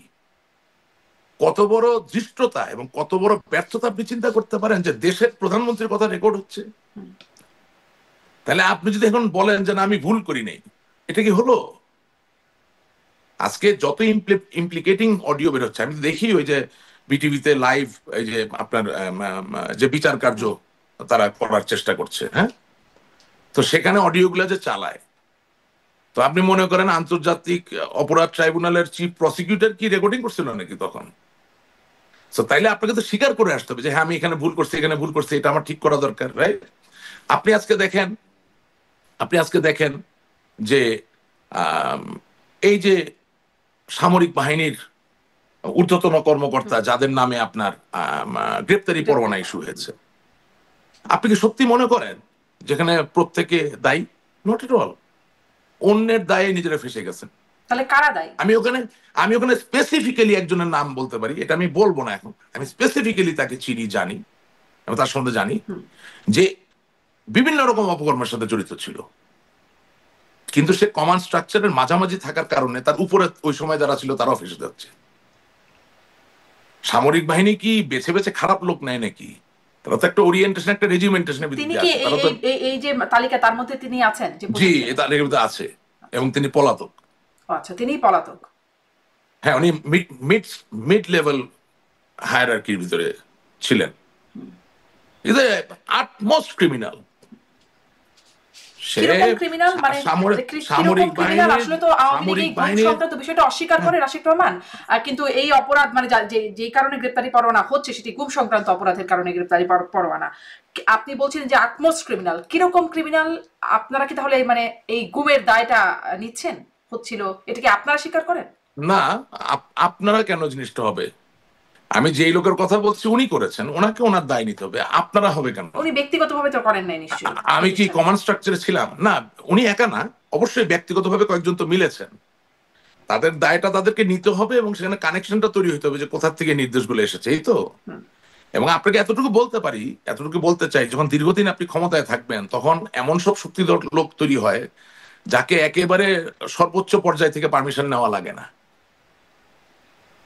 আমি বুঝাতে পারছি এই কথাটা আপনাকে? মানে তার ধরেন, মানে কি আপনি মনে করেন মানে যে সর্বোচ্চ, কারণ এই মামলায় গ্রেপ্তারি পরোয়ানা জারি হওয়াদের মধ্যে সর্বোচ্চ ব্যক্তি হচ্ছেন শেখ হাসিনা, তারপরে স্বরাষ্ট্রমন্ত্রী, তাদের বিরুদ্ধেও গ্রেপ্তারি পরোয়ানা আছে, তাদের হয়েছে। সরাসরি আমি তো নির্দেশনা সম্পৃক্ততা হ্যাঁ, ছিল না? না না, আমি এটা বিশ্বাস করতে চাই না। কথাটা একদম পয়েন্ট ব্ল্যাঙ্ক পরিষ্কার। তবে তবে আমার কাছে জীবন্ত সাক্ষী এবং ঘটনা আছে যারা ওই মিড লেভেল, মিড টায়ারের যে ব্যক্তির কথা আমি বলছি তাদের ডাইরেক্ট ইনভলভমেন্টের কথা স্বীকার করবেন বা স্বীকার করেন বা বলেন। এবং আমি আপনাকে এতটুকু বলতে চাই যে যেই ধরনের অপকর্মের কথা বলা হচ্ছে সেখানে খুব বেশি লোক ইনভলভ হলে কোনোদিন আপনি করতে পারবেন না। তার মানে খুব অল্প সংখ্যক লোক মিলেই কাজটা করেছে, কিন্তু হয়েছে তো, এগুলো তো অস্বীকার করার কোনো সুযোগ নাই। তাহলে সরকারের কোন পর্যায়ে থেকে আসলে আপনি সম্পৃক্ততা ছিল? কারণ এই গুম কমিশনের রিপোর্ট বলি বা যেই একটা ডকুমেন্টারি দেখা যাচ্ছে সেখানে সর্বোচ্চ পর্যায়ে শেখ হাসিনা এবং স্বরাষ্ট্রমন্ত্রী তাদেরকে সহ দায়ী করা হ্যাঁ, হচ্ছে। না না, আপনার আমি বলছি বিশ্লেষণ বা আপনার না জানাশোনা না, কি বলে? আমি শুনেন, গুম কমিশন কতটুকু বায়াসড এটা তো সুযোগ আছে, এটা নিরপেক্ষ হবে এমন কোনো কথা নয়। আমি মনে করি বায়াসড, কিন্তু আপনাকে আমি বলছি শত বায়াসড হওয়ার ভিতরেও এখানে কিছু সত্যতা আছে। এখন আপনাকে রক্ষা করার জন্য পুলিশ গুলি করছে, কেউ মারা গেছে, গুলি করেছে এটা তো সত্য, কেউ মারা গেছে এটাও সত্য। এখন আপনার যান রক্ষার্থে গুলি করেছে কিনা সেটা বিতর্কের বিষয় হতে পারে, সেটা সত্য না মিথ্যা, কিন্তু কিছুটা তো সত্য। সুতরাং কথা হচ্ছে যে যেই অভিযোগগুলো উঠেছে সেটা তো মিথ্যা নয়। আপনি বাংলাদেশে ব্যাংকের কোন একজন চেয়ারম্যান, তাকে নিয়ে কোন একজন কার্টুনিস্ট একটা কার্টুন এঁকেছেন, তাকে জেলে যেতে হয়েছে, যেতে হয়নি? হ্যাঁ, তো ঠিক আছে, সে তো ফটো জার্নালিস্ট ছিল বলে তাকে হয়তো বা খুব বেশি দিন আপনি কি বলে আটকাতে পারেন নাই। কিন্তু সেই কার্টুনিস্ট তো আমার বন্ধুর কাছে বলতেছে যে যেই হাত দিয়ে সে কার্টুন আঁকে, যেটা তো তার মেধা বা হ্যাঁ, সেখানে মারা হচ্ছে যে কার্টুন এঁকেছিস, আয় তোকে বুঝাচ্ছি কত cartoon. So this things have happened. এখন আপনি যদি প্রশ্ন করেন যে শেখ হাসিনা কি জানতেন, নো, উনি জানতেন না। আমি দায়িত্ব নিয়ে বলতেছি, শি ডিড নট নো। কারণ এটা তো খুব স্বাভাবিক। ধরেন আপনি একটা প্রতিদিশা টিভি চ্যানেলে ছিলেন, right? And you are one of the most successful anchor in that TV channel. আপনার অনুষ্ঠানগুলো খুবই পপুলার ছিল, রাইট? তো এখন ধরেন besides hosting, besides being a anchor, you had other clerical assignments also for the TV channel, correct? এখন টিভির যিনি চেয়ারম্যান বা যিনি এমডি, তিনি আপনার উপরে অনেক আস্থা রাখতে পারেন। সো একটা টিভি চ্যানেলও তো পলিটিক্স আছে, সেখানেও তো এমপ্লয়ি আছে, তাই না? এখন ওরা দেখতেছে যে আপনার টিভি চ্যানেলে এমডি মহোদয়, চেয়ারম্যান মহোদয় তারা আপনার উপর খুব আস্থা রাখেন। কারণ হঠাৎ করে আপনি একদিন গিয়ে বললেন, মোশাররফ সাহেব, এই কাজটা একটু করেন তো, এটা এমডি সাহেব বলেছেন। তো মোশাররফ সাহেবের ঘাড়ে কয়টা মাথা যে আপনাকে প্রশ্ন করবে যে আমি এমডি কে জিজ্ঞেস করে তারপর করবো? সে তো দেখতেছে যে এমডি আপনার উপর নির্ভর করে। তো এরকম অনেক অঘটন, অনেক অপরাধ সংঘটিত হয়েছে, যেটা আওয়ামী লীগের নাম্বার ওয়ান শেখ হাসিনা অগোচরে ছিল। আমি আমি কিন্তু বলতে ধরেন চাচ্ছি এই না যে যে আমরা আরো ব্রিগেডিয়ার কেয়ারফুল আজমি থাকতে পারতাম বা কিনা। হুম্মাম কাদের, তাদেরকে যে নেওয়া এই বিষয়ে, মানে এগুলো এগুলো কি করে শেখ হাসিনা বা মানে সর্বোচ্চ পর্যায়ের অগোচরে হয়ে না, যেতে পারে? তারা তো আসলে হুম্মাম কাদেরকে কেন আপনি নিবেন? হুম্মাম কাদেরকে কেন নিবেন? তার বাবার আপনি বিচার করেছেন, আপনার বিচার সত্য হলে সেটা তো উনি সাজা পেয়েছেন। হুমাম কাদের কি কোন যুদ্ধ অপরাধ করছে, বা হুমাম কাদের কোথায় কারে খুন করছে, বা হুমাম কাদের কোথায় ডাকাতি করছে? ব্রিগেডিয়ার আজমি সাহেবের ব্যাপারটা ডিফারেন্ট। কেমন? উনি মিলিটারি ভিতর থেকে আমি শুনেছি উনি বিদ্রোহের ডাক দিচ্ছিলেন। That is another thing, I don't know, মানে পুরা জিনিসটা এখনো সামনে আসে নাই। But as far as I am concerned, Humam Kader কি কি করছে, এবং হুমাম কাদের কত বড় ফ্যাক্টর ছিল যে তাকে নিয়ে আপনার আটকে রাখতে হবে? মানে why would you do something like that? আজকে লেফটেন্যান্ট জেনারেল আকবর মহোদয় উনি যে কথা বললেন, রেকর্ডিংটা আমি দেখলাম, হ্যাঁ, এরা তো ধরেন committed sincere officers of Bangladesh army, হ্যাঁ, বাংলাদেশের সুরক্ষাই তো চায়, কোনোদিন খারাপ চায় নাই। কারো খারাপ চাইছে বলে আমার মনে হয় না, ব্যক্তিগতভাবে তো ওনাকে চিনি। তো উনি তো বলতেছেন যে আমি নিজে তৎকালীন প্রাইম মিনিস্টারের কাছে গিয়ে দুইবার, পরপর দুইবার। আপনি একটা জিনিস চিন্তা করেন, একজন মেজর জেনারেল প্রাইম মিনিস্টার গিয়ে বলতেছে যে অমুককে ছাড়া দরকার, হ্যাঁ, এটা অনেক সাহস লাগে। কিন্তু আজকে সে তো হি ইজ আন্ডার ইন্ডাইটমেন্ট, তাকে তো ওয়ারেন্ট ইস্যু করা হয়েছে, তাই না? তো আপনি মনে করেন ক্যামেরার সামনে তো আর কেউ এত বড় মিথ্যা কথা বলে না যে আমি গিয়েছি, আমি বলেছি, হ্যাঁ। তো পাশাপাশি তো উনি আরেকজনের ইনভলভমেন্টের কথা বলেছেন, মেজর জেনারেল তারেক সিদ্দিক, ওনার কথা তো বলেছেন, বলেছেন না? এখন আমি যেটা বললাম যে একটা ঘটনায় আপনাকে তো পর্যায়ে পর্যায়ে সত্য যাচাই করে একটা জায়গায় পৌঁছাতে হবে। কিন্তু এটাও তো ঠিক যে শৈশবকাল থেকে আমি তো নেত্রীকে চিনি, উনি রাজনীতি ভালোবাসেন, উনি ক্ষমতা ভালোবাসেন, উনি আওয়ামী লীগকে ভালোবাসেন, উনি দেশের জন্য কাজ করতে চান, উনি মানুষ, সব ঠিক আছে। কিন্তু তাই বলে আমি বিশ্বাস করতে চাই না যে কার্টুনিস্ট অ্যারেস্ট হবে আর উনি জানবেন। That's a joke, it can't be. হ্যাঁ, আপনি গুমের শিকার যাদেরকে নিয়ে আসতেছে, কোনোটা আমি সাপোর্ট করি না, আমার সহানুভূতি তাদের জন্য 100 ভাগ। কিন্তু যাকে নিয়ে আসতে তার প্রোফাইলটা দেখেন তো, তাকে কেন শেখ হাসিনার গুম করা লাগবে? একটু হিসাব মিলান তো, প্রোফাইলটা মিলান। মানে শেখ হাসিনা তো গুরুত্বপূর্ণ কাউকে গুম করাবেন যদি করান। আপনি কি আমার কথাটা বুঝতে পারতেছেন? তো যাদেরকে গুম কমিশনের সামনে নিয়ে আসছে তাদের আর্থসামাজিক প্রোফাইলটা কি, যে জননেত্রী শেখ হাসিনাকে গুম করাইতে হবে? হ্যাঁ, তো যারা আমি গুম নেতা। করাতো, আপনার ভাষ্য মতে যারা গুম করাতো, তারা কি না, উদ্দেশ্যে আমি করাতো? আমি আমি আমি কথাটা শেষ করি। শেষ হ্যাঁ, করেন। আমি নেতা, আমার হাতে ক্ষমতা আছে, আমার দায়িত্ব যাতে এই ক্ষমতাকে অপব্যবহার না করতে পারে। শিওর, এই জায়গাটা তো রয়েছে, এবং এটা আমরা বারবার বলছি যে সেই জায়গায় আমাদের রিফাইনমেন্টের প্রয়োজন আছে। কারণ আমাদের তো এখনো দেশের প্রতি অনেক দায়িত্ব, কিন্তু বারবার যদি আমাদের সুযোগ নিয়ে অন্যকে অপব্যবহার করে, সেই জায়গাটাও তো বন্ধ করা দরকার। তার মানে চেকস এন্ড ব্যালেন্স, যেটা বলে চেক এন্ড ব্যালেন্স ছিল না। আচ্ছা, এখন গুম কারা করছেন ভাই, এটা তো আমি বলতে পারি না, আমাকে বলে তো গুম করে নেই। আমি এডুকেটেড অ্যানালিসিস করার চেষ্টা করি, খুব চেষ্টা করি। হুম। এবং আমি আমি গুম কমিশনের যাদের তারা ইন্টারভিউ নিচ্ছে বা ভুক্তভোগী তাদের সবার প্রতি সহানুভূতি জানিয়ে বলি যে এটা কোনোদিন কোনো মানুষের হোক এটা আশা করি না, এবং যারা করেছে তাদের বিচার হওয়া উচিত। তবে এটাও মনে রাখবেন শারমিন, আপনার অনুষ্ঠানে তো আপনি যে কাউকে ডেকে ইন্টারভিউ নিবেন না। সো যখন আপনি দায়ী করতেছেন number 1 person of the country, সে কি আদৌ আদৌ ওই আর্থসামাজিক প্রোফাইলের লোকটাকে গুম করাতে বলতো কিনা বা বলবে কিনা, এটাও তো একটা যৌক্তিক ভাবে আপনাকে সিদ্ধান্তে পৌঁছাতে হবে। প্রবলেম হচ্ছে যে আমাদের যে কথা বলার যে জায়গাটা, এখন কি বলবো, যে ইদানিং তো রাজনীতিতে খুব খারাপ ভাষায় কথা বলে, মানে এই বলদ টলদ চারিপাশে এত বেশি হয়ে গেছে যে সঠিক সঠিক একটা অ্যাসেসমেন্ট, একটা ন্যারেটিভ আপনি যে কারো পক্ষে দিবেন সেটা দেওয়ারও লোক নাই। আচ্ছা, তাহলে আপনার বিশ্লেষণ থেকে আরেকটু এটা পরিষ্কার হয়েছে, নাম্বার 1 আসলে এই প্রোফাইলে মানুষকে গুম করার কোনো কারণ আপনি বলছেন যে এখানে কোনো কারণ না থাকতে পারে আপনার না। কাছে আমি তো আপনাকে তাহলে প্রশ্ন তাহলে করলাম। যারা করাচ্ছেন, আপনি কি এটা বলতে পারেন যে তারা কেন করাচ্ছেন? মানে এই প্রোফাইলে নানান রকম হ্যাঁ প্রোফাইল শুধু হ্যাঁ, নিশ্চয়ই ব্রিগেডিয়ার তাদের কাছে আজমি, তো হয়তো হুমাম না কাদের না তারা না, একদম কিশোর। না না শোনেন, হুমাম কাদেরটা তো লেফটেন্যান্ট জেনারেল আকবর বলতেছেন যে তিনি প্রধানমন্ত্রীকে বলেছেন ছেড়ে দেওয়ার হুম। জন্য। আমরা ওই জায়গাটায় থাকি। হ্যাঁ, 2বার বলেছেন ছেড়ে দিতে। হ্যাঁ হ্যাঁ, ছেড়ে দিতে বলছেন। আর ব্রিগেডিয়ার জেনারেল আজমির যে ব্যাপারটা, সেটা আমি যতটুকু শুনেছি, ভুল শুনতে পারি, যে উনি একটা রেবেলিয়ান ইনস্টিগেট করতেছিলেন। এটা তো আপনি করতে পারেন না, মানে আর্মিতে থেকেও পারেন না, আর্মির বাইরেও পারেন না।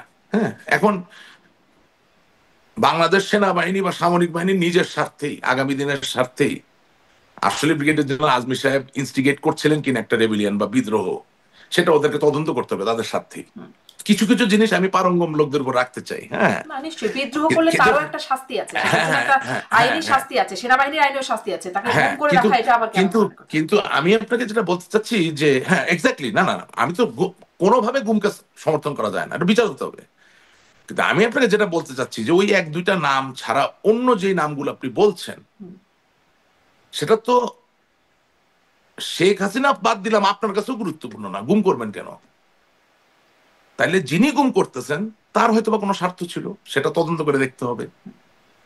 টাকা পয়সা, সহায় সম্পদ, আপাত ক্ষমতা, আপাত ক্ষমতা, আপাত সুযোগ সুবিধা। হ্যাঁ, কিন্তু সেটা সঠিক হয়ে থাকে, কারণ এটা তো হিসাবে মিলে না। বিকজ আপনি বাংলাদেশ আওয়ামী লীগ আব্দুর রহমান সাহেবকে ডাকেন, উনি প্রেসিডিয়াম সদস্য। আপনি মাসুদ করিম সাহেবকে ডাকেন, তিনি বাংলাদেশের প্রতিদর্শক সাংবাদিক। আপনি আনিস আলমকে ডাকেন, he is talk of the town, he is courageous, he talks good, right? আপনি এনসিবির বড় বড় নেতাদেরকে ডাকতেছেন, আপনি কেন? বিকজ দে আর রেলিভেন্ট, তারা আপনার রাডারে ধরা পড়ে। যে আপনার রাডারে ধরা পড়ে না তারা তো আপনি ডাকবেন না। এখন আপনি আমার জিনিসটা একটু নির্মমভাবে বোঝার চেষ্টা করেন যে শেখ হাসিনা কোথায়, আর যে গুম কমিশনের অন্যতম মানে যিনি একজন ইন্টারভিউ দিচ্ছেন তিনি কোথায়, এটা কিভাবে ওনার রাডারে পড়বে? So how can you accuse her? হ্যাঁ, স্টেটের রেসপন্সিবিলিটি ওনার হাতে ছিল, স্টেট, রাষ্ট্রের রেসপন্সিবিলিটি ওনার হাতে ছিল। সেটা তো অনেক বড় বিচার্য বিষয়। তাহলে তো ওই একই দায়ে তারিক জিয়া সাহেব অভিযুক্ত, হ্যাঁ, বেগম খালেদা জিয়া অভিযুক্ত। অপারেশন ক্লিন হার্ট হয়েছে, বিচার ছাড়া মানুষকে গুলি করে মেরেছে। এখন যাকে গুলি করে মেরেছে উনি কি চাঁদাবাজ ছিলেন, মাস্তান ছিলেন, না গুন্ডা ছিলেন, এটা বিচার করার দায়িত্ব যার হাতে অস্ত্র তার তো না। আপনি হলিউডে একটা মুভি আছে, এটার নাম হচ্ছে জাজ ড্রেড। হ্যাঁ, জাজ ড্রেডটা ভবিষ্যতে বলতেছে যে এমন একটা অবস্থা যেখানে কাঠামো ভেঙে পড়েছে, তাই একই ব্যক্তি, হি ইজ দ্য জাজ, উনি বিচারক, হি ইজ দ্য এনফোর্সার, অর্থাৎ তিনি অ্যারেস্ট করতে পারেন, অ্যান্ড হি ইজ দ্য এক্সিকিউশনার, মানে বিচারক নিজেই ধরতেছেন, নিজেই বিচার করতেছেন, এবং যে সাজা হচ্ছে সেই সাজাটা তিনি নিয়ে দিচ্ছেন। তো আমাদের এই যুগে তো কারো জাজ ড্রেড হওয়ার কোনো সুযোগ আসলে নাই। এটা সিলভার স্ট্যালোন বোধহয় অভিনয় করছিলেন, ভুলে গেছি। হ্যাঁ, বাট হয় কি অনেক কিছু প্রাসঙ্গিকতা চলে আসে। জি। তা আমি বলছি যে এখন আমরা তো তাহলে আবার মানে ওই ঘটনাতেই যাই যে যেই সেনা কর্মকর্তাদের নামে গ্রেপ্তারি পরোয়ানা, তারা এখন সেনা হেফাজতেও আছেন, মানে একরকম কার্যত গ্রেপ্তার হয়ে আছেন। এই অবস্থা, আম, এর প্রভাব কেমন হবে, সেটা কেমন বলে মনে শোনেন, করেন? কারণ সেনাবাহিনী শোনেন, একটা চাপে আছে, এবং আমরা জানি সেনাবাহিনী খুবই রেলেভেন্ট, ক্ষমতায় থাকা, না, ক্ষমতা থেকে বেরিয়ে যাওয়া, সবখানের জন্য। জি। সেনাবাহিনীর বিভিন্ন পর্যায়ের কর্মকর্তা কর্মচারীদের সাথে আমার কথা হয়। হ্যাঁ, কারণ 5ই আগস্টের পরে এটা বলতে তো কোনো অসুবিধা নেই। বিএনপি বলেন, আওয়ামী লীগ বলেন, জামাত বলেন, জাতীয় পার্টি বলেন, সেনাবাহিনী বলেন, পুলিশ বলেন, প্রত্যেক জায়গা থেকেই মানুষ আমাকে ফোন করে বলছে যে হয়তোবা কিছু করতে পারবো না, কিন্তু আপনার জন্য দোয়া করি যাতে আপনি ভালো থাকেন, হয়তো এই সংকট একদিন কেটে যাবে। কারণ রাজনৈতিক দল করা তার দোষের কিছু না। আর সবার সাথে তো আর আমরা ঝগড়াঝাটি অকারণে করি নাই। যেটা সত্য সেটা যেটুকু বলা দরকার বলেছি, যেটা কারেক্ট। অন্যায়ের সাথে ওইভাবে আমার মনের অজান্তে হয়তো ভুল ত্রুটি করতে পারি, অন্যায় করতে পারি, বাট জেনে শুনে I have not committed any crime, জেনে শুনে। সো সেনাবাহিনীর যারা কর্মকর্তা আছেন, সম্মানিত কর্মকর্তা, ওনাদের অনেকের সাথে কথা হয়। হ্যাঁ, প্রবলেমটা হয়ে গেছে কি, ওনাদের ভিতরে একটা ধারণা হয়েছে যে বৈষম্য বিরোধী আন্দোলনে আমরা সেনাবাহিনীকে জনগণের মুখোমুখি করে ফেলেছিলাম এবং তারা এটাতে খুশি না। তাদের বক্তব্য হচ্ছে যে আমরা তো সেনাবাহিনীতে চাকরি করি, এটা আমাদের ক্যারিয়ার। আমি আপনাকে একটা সেনা কর্মকর্তার লাইফটা বলি, দেখলে কিন্তু মনে হয় খুব আরামে আছে, দামি জলপাই রঙের গাড়িতে চড়ছে, সেনাবাহিনীর মানে দেওয়া বড় বাসায় থাকছেন, হ্যাঁ, সেলুট পাচ্ছেন। বাট নো, সেনাবাহিনীতে একজন সেনা কর্মকর্তা একা না, তার স্ত্রী এবং তিনি, দ্য ফ্যামিলি ইটসেলফ। একজন সেনা কর্মকর্তার ঘরে যদি অশান্তি থাকে, তিনি যদি তার বাবা মার সাথে খারাপ ব্যবহার, তার প্রমোশন হবে না, জানেন? It is such a difficult job. চুন মানে পান থেকে চুন খসলে ভাই প্রমোশন নষ্ট হয়ে যায় একজন সেনা কর্মকর্তার। সেখানে তাদের ভাষ্যটা হচ্ছে যে ভাই আমরা আসছি দেশের কাজ করতে, তো আমাদেরকে জনগণের মুখোমুখি করা হলো কেন? তো এখন আপনি জানবেন যে যখন কোনো যুদ্ধে সেনাবাহিনীর সদস্যদেরকে মোতায়েন করা হয়, তার আগে কিন্তু একটা মোটিভেশনাল ডেলিভারি বা স্পিচ দেওয়া হয়। কেন? ওই যুদ্ধের বা ওই সংঘর্ষের যে নৈতিকতার জায়গাটা, এটা মানে অফিসার এবং সৈনিকদের ভিতরে ট্রান্সমিট করা হয়, সো দ্যাট উনি ওই বুকের সাহস, ওই বিবেকের শক্তি নিয়ে উনি যুদ্ধটা করতে পারেন, হ্যাঁ, একটা উদ্দেশ্য নিয়ে, ঠিক আছে না?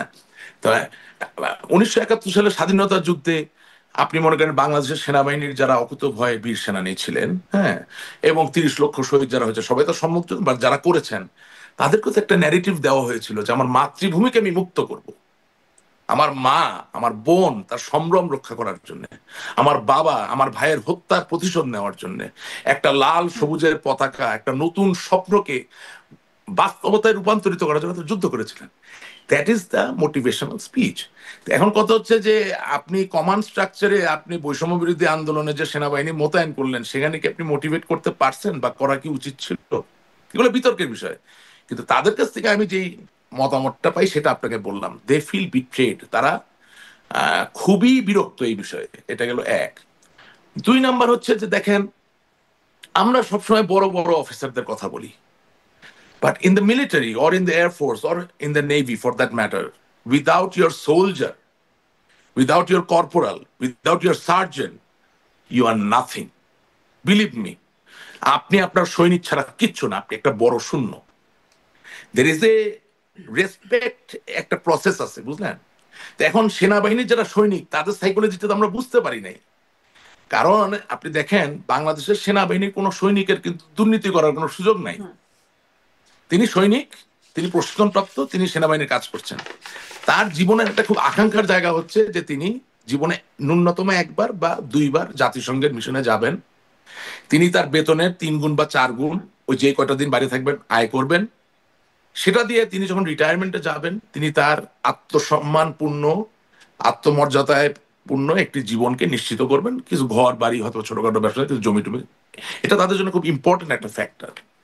এখন মনে করেন আপনি যদি মোটিভেশনটা ঠিক মতো তৈরি না করে যদি তাদেরকে মাঠে নামায় দেন, তাহলে তো সৈনিকরা তার অফিসারকে রিলেশন কিন্তু খুব যার ট্রান্সপারেন্ট। কারণে আপনি বলছেন তারা মানে বিট্রেড, তারা একটা বিট্রেড ফিল তাদের মধ্যে আছে। আমি তো এই প্রশ্নটা করছিলাম যে বর্তমানে সৈনিক না, আমি বলি এখন একজন মেজর সাহেব বা একজন ক্যাপ্টেন সাহেব, তার সাথে আমি কথার কথা বলছি, আমি তো সব জানি না। মানে ধরেন 30 জন সৈনিক যদি বলে স্যার আমার গুলি করতে মন চায় না, কি করবে মেজর সাহেব, ক্যাপ্টেন সাহেব? মানে মুখোমুখি একটা জায়গায় পড়ে গেছে। এগুলো তো হইতে দেওয়া যাবে না। এটা আওয়ামী লীগ বলে না, আমি সব সরকারের ক্ষেত্রে বলতেছি যে সেনাবাহিনীকে ছাইরা দেন ভাই, এগুলোর ভিতরে ইউজ করেন না। Let them do their job, give them honour, give them dignity, let them perform the way they perform. দেশকে ভালো রাখার জন্য, সুরক্ষিত রাখার জন্য তাদের যে স্কোপ, তাদের ডিগনিটি নিয়ে কাজ করতে দেন, এটা আপনি বলছেন।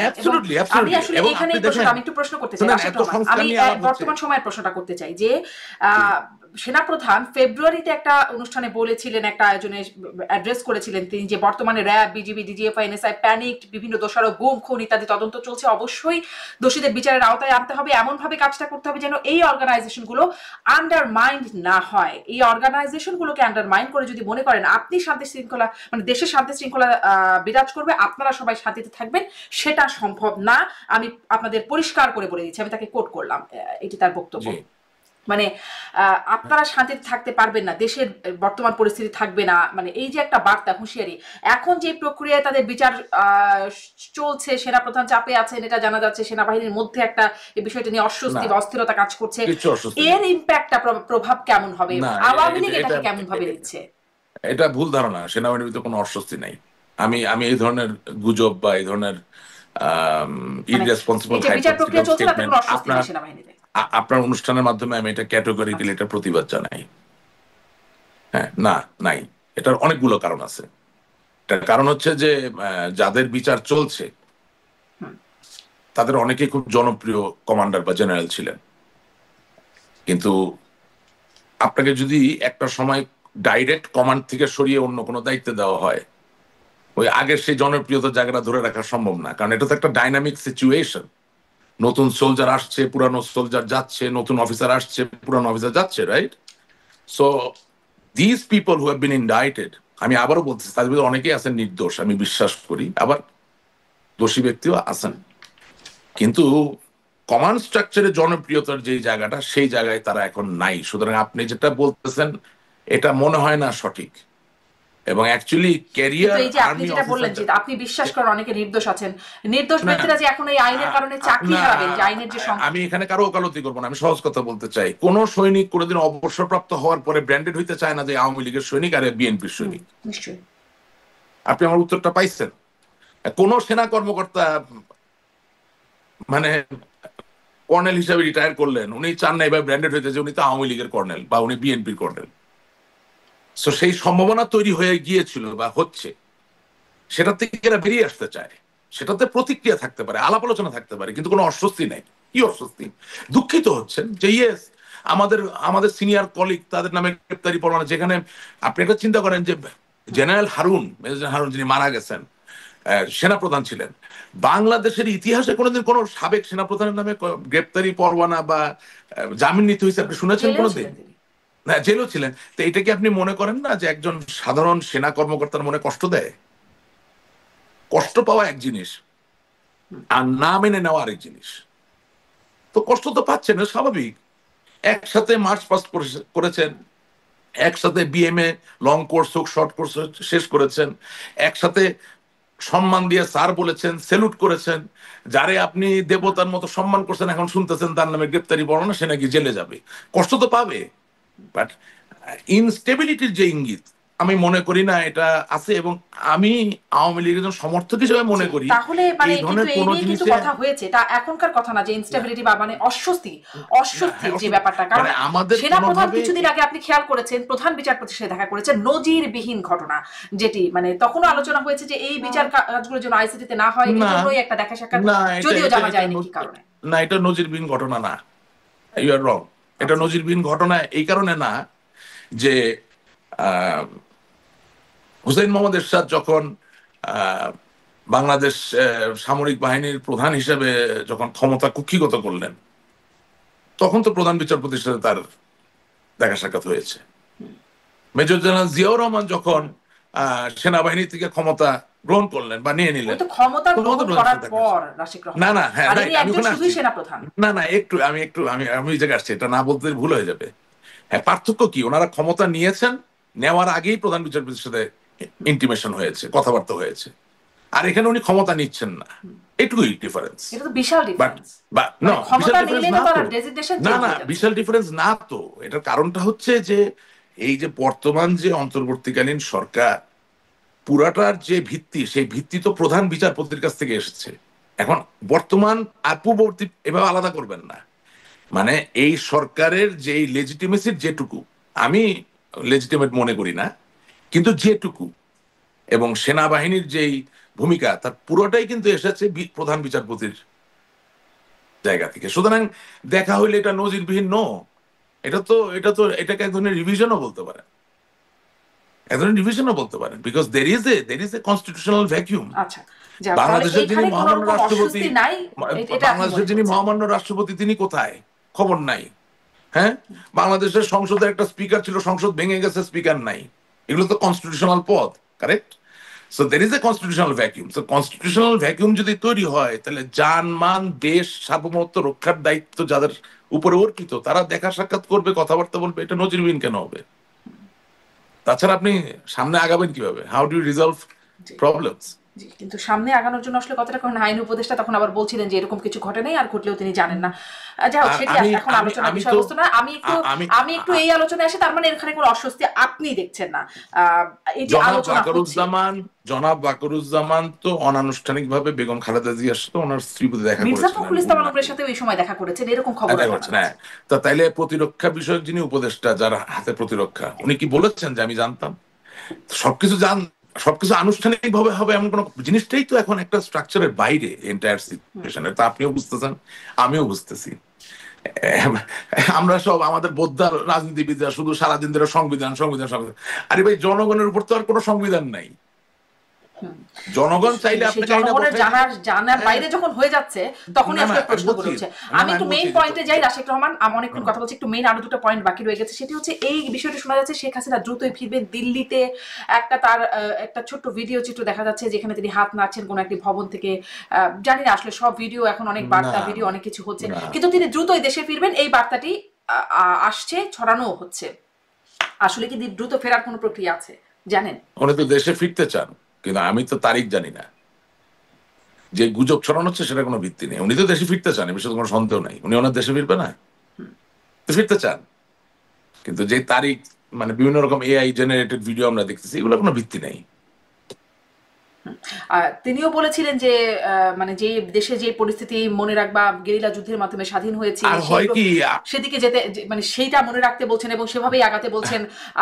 সম্প্রতি নিঝুম মজুমদারকে শুনছিলাম যে সশস্ত্র বিপ্লবের কথা তিনিও একটা জায়গায় উল্লেখ করছিলেন।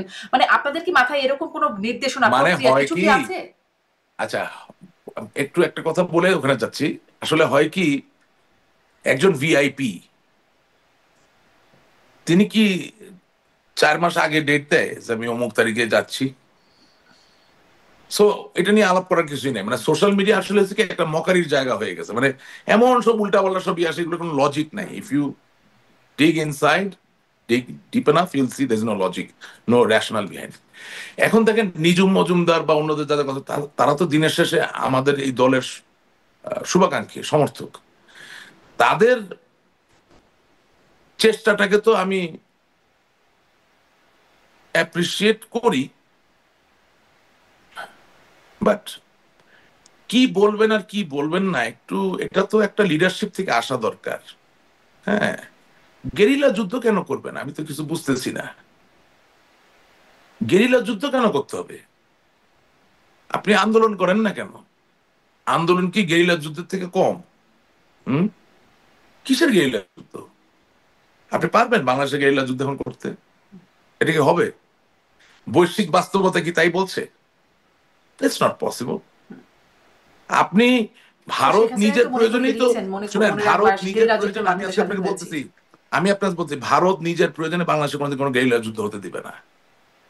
কারণ ভারতের এই যে সেভেন সিস্টার, এখানে যেই পরিমাণ সমস্যা তারা এখন কি বলে মুখোমুখি হয়, তাহলে গেরিলা যুদ্ধ তো আর মাটির ভিতর থেকে হয় না, কোন এক জায়গা থেকে আসতে হয়। সে তো ম্যানেজ করতে পারবে না এই এই সিচুয়েশনকে। এবং আমি আপনাকে একটা কথা বলছি, আওয়ামী লীগ আওয়ামী লীগের জায়গা থেকে প্রতিষ্ঠিত হবে, আওয়ামী লীগ আওয়ামী লীগের জায়গা থেকে বাংলাদেশে ফিরবে। একটা ছোট বিনীত আহ্বান আপনার মাধ্যমে করতে চাই যে আমরা নিজেরা বেশি বুঝে যেই গুজব গুলা ছড়াচ্ছি, এতে আওয়ামী লীগের বিশ্বাসযোগ্যতা এবং গুরুত্বের যে জায়গাটা, এটা আমরা নষ্ট করে ফেলছি। সেখানে অনেকের নাম আসতে পারে, নাম না ধরে বলতে চাই যে আপনারা এই কাজটা কইরেন না। কারণ আওয়ামী লীগ বলেছিল দেশ স্বাধীন হবে, দেশ স্বাধীন হয়েছে। আওয়ামী লীগ বলেছিল হুসেন মোহাম্মদ এরশাদ বিতাড়িত হবে, বিতাড়িত হয়েছিল। আওয়ামী লীগ খুব শক্তিশালী একটা সত্তা। সুতরাং এই আওয়ামী লীগকে ব্যবহার করে একটার পর একটা গুজব দিবেন, আর 2 দিন পর পর সেটা মিথ্যা আচ্ছা, প্রমাণিত সেটাই হবে, গুজব। এই তাহলে কাজটা না আপনাদের করে আসলে ভালো। এটি আপনারা জানেন কিনা, কারণ এই বিষয়ে স্পষ্ট উত্তর পাওয়া যাচ্ছে না যে আপনাদের প্রক্রিয়াটা কি হবে। কারণ আপনাদের যে পরিস্থিতি দেখা যাচ্ছে, কারণে অকারণে বা যৌক্তিক কিসের অযৌক্তিক কিসের ভুয়া প্রক্রিয়া? মামলায় গ্রেপ্তার হয়ে আছেন আপনাদের নেতাকর্মীরা অনেকেই আছেন। রাস্তায় নামতে পারছেন না, মিছিল মিটিং আপনাদের বাধা আছে, আপনাদের কার্যক্রমই পুরোপুরি নিষিদ্ধ অবস্থায় আছে। তাহলে আপনারা আসলে কি প্রক্রিয়ায় দেশে ফেরার যে প্রক্রিয়ার কথা বলছেন না সেই প্রক্রিয়া? না না না না, আমি আপনার অনুষ্ঠানের শুরুতে সমাধানটা বলেছি।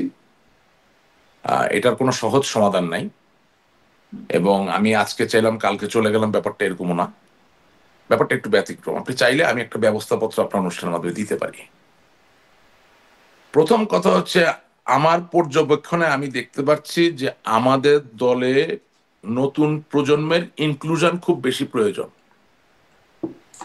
এটা বিরাট বড় একটা ঘাটতি রয়ে গেছে। আপনি লন্ডন, আমেরিকায় যে মুভমেন্ট গুলা দেখছেন, সেখানে হ্যাঁ, যাদেরকে আমরা সাধারণ ভাষায় ইয়াং বলি তারা আছে, কিন্তু সত্যিকার অর্থে যুবা তরুণ বলতে যা বোঝায়, যে সদ্য যুবক হলেন, মানে রোমান্টিক যে বয়সটা, যে বয়সে মানুষের রক্ত দিতে পারে, যে বয়সে মানুষ অস্ত্রের সামনে দাঁড়াতে পারে, সেই প্রজন্মের মানুষের অভাব পরিষ্কার। সো আপনি গেরিলা যুদ্ধ করার আগে, আপনি ঘুমের ভিতরে যুদ্ধ করেন আর বিছানায় যুদ্ধ করেন আর গেরিলা যুদ্ধ করেন, যে যুদ্ধই করেন, আগে তো সৈনিক তৈরি করতে হবে। তাহলে আওয়ামী লীগ তো ঠিক এক্স্যাক্টলি বিএনপি না বা জামাত না। আওয়ামী লীগের নিজস্ব একটা সেট অফ আদর্শ আছে, একটা ঘটনা প্রবাহে আওয়ামী লীগ বিশ্বাস করে। এই জিনিসটা ছড়ানোর কাজ এই যে বীর সেনানী যারা করছেন তাদের করতে হবে, সেটা একেবারেই বন্ধ। এখন অনেকে আছে জানেই না কেন আওয়ামী লীগ করে। আরে ভাই, উন্নয়নের কথা চিন্তা করে তো আপনি আওয়ামী লীগ করে ফাইট করতে পারবেন না। উন্নয়ন দিয়ে তো ফাইট হয় না, আদর্শ দিয়ে ফাইট হয়। তা আদর্শটা কিসের, সেটা ট্রান্সমিট হচ্ছে না, এটা এক। 2 নাম্বার, আমি আপনাকে দায়িত্ব নিয়ে বলতে চাই যে যে কোনো ফর্মে এখন যদি নির্বাচন হয়, হুম। তাহলে আমাদের পক্ষে খুব ভালো করা সম্ভব নয়। কেন? কারণ আমাদের বেশিরভাগ নেতাকর্মী জেলে আছে, পলাতক অবস্থায় আছে। একটা নির্বাচন করতে গেলে তো কর্মী লাগে, ভোট চাইবার শক্তি থাকা লাগে, ভোট কেন্দ্র রক্ষা করার শক্তি থাকা লাগে। আপনার কর্মী যদি ভোট কেন্দ্রে না থাকে, তাহলে ভোট কেন্দ্র রক্ষা করবে কে? সুতরাং আপনি মুখে হয়তো বা বলবেন যে আপনি নির্বাচন চান, কিন্তু মনে এই নির্বাচন করা ঠিক হবে না। কারণ ওদের যেই সাজানো নির্বাচন, সেটার গ্রহণযোগ্যতা আমি কেন দিব অংশগ্রহণ করে? কোনো কারণ নাই। এবং আমি আপনাকে বলতেছি যে স্বেচ্ছাচারিতার চরমে পৌঁছে যাবে যদি আমরা একটু ধৈর্য ধরতে পারি। এবং ওই যে প্রক্রিয়া জিজ্ঞেস করলেন, ওটাই হবে প্রাকৃতিক প্রক্রিয়া, মানুষই আমাদের ডেকে নিয়ে বাংলাদেশে ফেরত আনবে। কিন্তু আমাদের কেন জানি তর্স হইতেছে না, মানে আমরা ধৈর্য ধরতে পারতেছি না। হুম। আমরা শুধু কি যে করতেছি, কোনো সমন্বয় নাই, কিছু নাই। হ্যাঁ, একটা জি। স্ট্রাকচার দ্বারা হয়নি। যখন যার আমি সেনাবাহিনীর প্রধানের বলে দিলাম মির্জাফর, আরে কি বলে, এটা কি মানে কি সুস্থ আছে না কি? আপনি বলে দিলেন যে সেনাবাহিনী আমার সাথে প্রতারণা করেছে। How can you talk like that? আপনি একবার চিন্তা করলেন না যে একটা ট্রান্সপোর্ট প্লেন, সে সামরিক বাহিনীর প্রধানকে না জানায় বাংলাদেশের ভৌগোলিক সীমারেখা পার হইতে পারে নাকি? এগুলা কথা বলার কোনো মানে আছে? জি। আপনি 612 আপনি অবশ্য জনের তালিকা বলছিলেন যে বের হলো আপনাদের আসলে যারা কোনো ক্যান্টনমেন্টে আশ্রয় নিয়েছিল। তারা কিভাবে আশ্রয় নিল যে সেনাবাহিনী আপনাকে একটু হলে আশ্রয় না দিত? How can you talk like that? This is ridiculous. মানে আমরা বলতে বলতে আসলে এমন একটা জায়গায় চলে যাই। আপনি দেখেন, আমি তো আমার আমার নিজেকে দিয়ে বলতে, আমার নামে অনেকগুলো মামলা, মিথ্যা মামলা। তো সেই মামলার বাদী কি সরকার নাকি? সব বিএনপির নেতারা আমার নামে মামলা দিছে। সরকার তো বাদী না। বাংলাদেশ আওয়ামী লীগের যত নেতা কর্মীর মামলা, আমি আপনার অনুষ্ঠান আমাদের বলতে 99% মামলা দিয়েছে আমাদের বিরোধী পক্ষ। তো আপনি এটাকে হ্যান্ডেল করবেন কিভাবে? আপনি কি আদালতে জামিন চাওয়ার সময় বলবেন যে ডক্টর আসিম নজরুল এই মামলা দিছে? পারবেন বলতে? হচ্ছে না তো, থিওরিটিক্যালি হচ্ছে না। আপনি কি বলতে পারবেন যে প্রফেসর ইউনূস আপনার নামে মামলা দিছে? হচ্ছে না তো। তার মানে কি, যে আপনাকে নিরেট অনস্বীকার্য সত্যকে আলিঙ্গন করে এটার মোকাবেলা করতে হবে। আপনি তো সেটা করতে পারছেন না, করছেনও না। কারণ there is no one to guide. এটা তো একটা বড় ক্রাইসিস। শুনেন, আমারে মানুষ যে যত গালি গালাজ যাই কিছু করুক, দিনের শেষে আমি বুঝি যে ভারসাম্যের কোনো বিকল্প নাই, এবং বাংলাদেশে আওয়ামী লীগের কোনো জি, ওই জি। ভারসাম্যের জায়গা থেকে আমি বিকল্প নাই। একদমই শেষ করব। সম্প্রতি সুতরাং শেখ আমাদের একটা হাসিনার একটা বক্তব্য নেতৃত্বের শোনা বিশাল যাচ্ছে ভ্যাকুম। যে মানে আওয়ামী লীগ ছাড়া বিএনপির অস্তিত্ব থাকবে না, তিনি এরকম একটা বক্তব্য, একটা ভিডিও মানে একটা অডিও ক্লিপের মাধ্যমে একটা বক্তব্য শোনা আছে। যাই হোক, আমি একদম শেষ বক্তব্যে আসছি। তারেক রহমানের যে সম্প্রতি বিবিসিতে দেওয়া সাক্ষাৎকার, সেটি বা ফাইন্যান্সিয়াল টাইমসের পরে তিনি কথা বলেছেন, ফিনান্সিয়াল এক্সপ্রেসে, সেখানেও তিনি আসলে মানে যে কথাগুলো সেগুলো নিয়ে নানান আলোচনা হয়েছে। দেশের মধ্যে বেশ প্রশংসাই কুড়াচ্ছেন অন্ততপক্ষে। কিন্তু দেখলাম আওয়ামী লীগের অফিসিয়াল ফেসবুকে বিবৃতি দিয়ে একটা প্রেস বিবৃতি দেওয়া হয়েছে, সেখানে তার সমালোচনা করা হচ্ছে। খুব ছোট্ট করে আপনার এখানে মন্তব্য জানতে চাই, যদিও আওয়ামী লীগের সেই সুনির্দিষ্ট সমালোচনা পাইনি আমি। কি সমালোচনা করলো বলেন, কি সমালোচনা করলো? মানে আপনি কি সমালোচনার কিছু পাচ্ছেন না? না না না, আমি তো পাচ্ছি অনেক কিছু। আমি আপনাকে জিজ্ঞাসা করছি কি সমালোচনা করলো। আমি করছি কেন, এটা কারণ আছে তো। কারণটা হচ্ছে যে তারেক জিয়ার ইন্টারভিউটা তো আমি দেখেছি।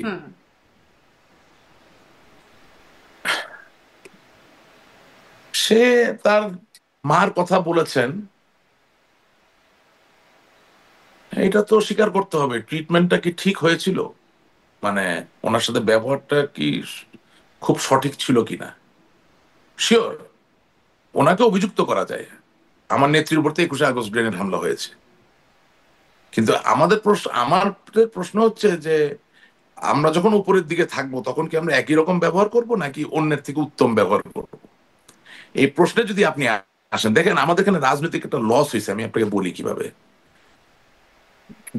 ঢাকা ক্যান্টনমেন্টের মাইনুল রোডের যে বাসা, সেটা যদি অবৈধ হয়ে থাকে, সেটা না ভেঙে থাকা যেত কিনা, এটা একটা প্রশ্ন। আর যদি আপনি ভাঙেন, তাহলে আপনি বিডিআর বিদ্রোহে নিহত যারা শহীদ, তাদের বাসাটা ওখানে বানালেন কেন? তাহলে কেউ যদি ভাবে যেটা নিছক একটা রাজনীতির পদক্ষেপ ছিল বা চাল ছিল, খুব তো আপনি দায়ী করতে পারবেন না। We shouldn't have done that. আমার দেশের একজন শহীদ, তিনি বিডিআর বিজয়ে মৃত্যুবরণ করেছেন।